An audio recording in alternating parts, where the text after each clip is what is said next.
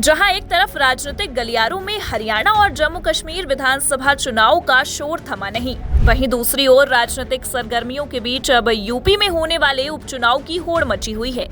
इस समय पूरे देश की नजर हरियाणा और जम्मू कश्मीर के चुनावी नतीजों पर लगी हुई है, जिसका फैसला कल यानी कि 8 अक्टूबर को हो जाएगा।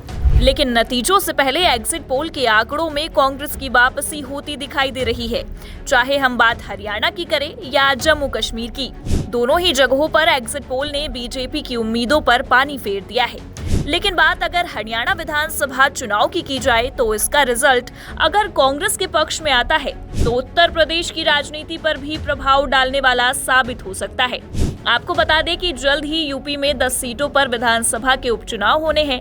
वहीं इस उपचुनाव से पहले सपा और कांग्रेस में सीट बंटवारे को लेकर पेच फंसता नजर आ रहा है।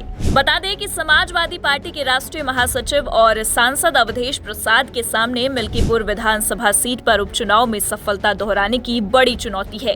अवधेश प्रसाद के सांसद बनने के बाद जिले में समाजवादी पार्टी का एक भी विधायक नहीं है, जिससे ये होने वाला उपचुनाव पार्टी के लिए महत्वपूर्ण बना हुआ है।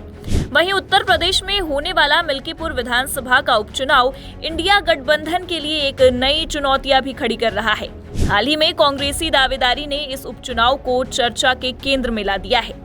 अब मिल्कीपुर में उपचुनाव के लिए जहां सपा ने अवधेश प्रसाद के बेटे अजीत प्रसाद को प्रत्याशी घोषित कर दिया है, तो वहीं दूसरी ओर कांग्रेस ने भी इस सीट पर दावेदारी जताई है। कांग्रेस प्रदेश उपाध्यक्ष आलोक प्रसाद ने कहा है कि पार्टी ने कार्यकर्ताओं की मांगों को ध्यान में रखते हुए हाईकमान तक अपनी बात पहुंचाई है। मिल्कीपुर की सीट बहुत ही प्रतिष्ठित है, इसलिए कांग्रेस को इसे अपने खाते में लेना चाहिए।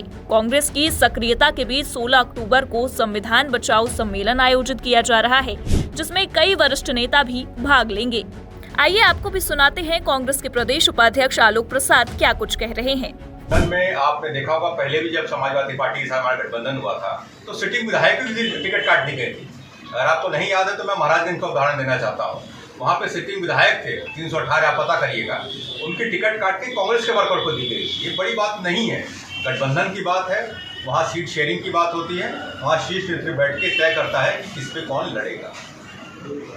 यानी उम्मीद यहाँ कार्यकर्ता करें कि कांग्रेस के खाते में मिल्कीपुर सीट जाएगी।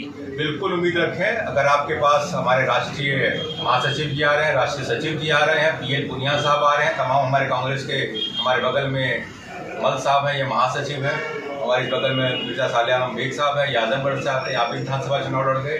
आपके शिव पूजन जी हैं जो यहाँ के कार्यकारी अध्यक्ष हैं, और तमाम हमारे वर्कर जो यहाँ बैठे हुए, शुक्ला जी, तमाम लोग जो बैठे हैं, हम लोग विश्वास के साथ चल रहे हैं कि गठबंधन की बात होगी तो मिल्कीपुर अपनी मजबूत उपस्थिति दर्ज करेगी और कार्यकर्ताओं की मांग होगी। हम लोग को उम्मीद है कि सीट कांग्रेस। बता दें कि लोकसभा चुनाव में मिली जबरदस्त जीत के बाद अब यूपी की 10 विधानसभा सीटों पर होने वाला उपचुनाव इंडिया गठबंधन की एकजुटता का सबसे बड़ा इम्तिहान होने वाला है। सपा कांग्रेस के बीच सीट शेयरिंग फॉर्मूले पर अब तक सहमति नहीं बन पाई है। वहीं अब अयोध्या की मिल्कीपुर सीट कांग्रेस और सपा दोनों के बीच विवाद का विषय बन सकती है। बता दें कि 2022 के विधानसभा चुनाव में सपा ने फैजाबाद की 5 में से 2 सीटों पर जीत हासिल की थी। मिल्कीपुर में अवधेश प्रसाद और गोसाईगंज से अभय सिंह निर्वाचित हुए थे। हालांकि अब जबकि अवधेश प्रसाद सांसद बन चुके हैं तो मिल्कीपुर को एक बार फिर सपा अपने खाते में जोड़ना चाहती है। वहीं भारतीय जनता पार्टी चुनाव के लिए अपनी उम्मीदवार पर अभी तक फैसला नहीं सुना पाई है, लेकिन टिकट की दौड़ में कई दावेदार शामिल हैं। मुख्यमंत्री योगी आदित्यनाथ मिल्कीपुर का 3 बार दौरा कर चुके हैं, जो उपचुनाव के लिए भाजपा की तैयारी और इसे जीतने की महत्वाकांक्षा को भी दर्शाता है। लेकिन लोकसभा चुनाव में जिस तरह से यूपी ने भारतीय जनता पार्टी को फटकार लगाई है, उससे ये उपचुनाव बीजेपी के लिए भी काफी तनाव भरा होने वाला है।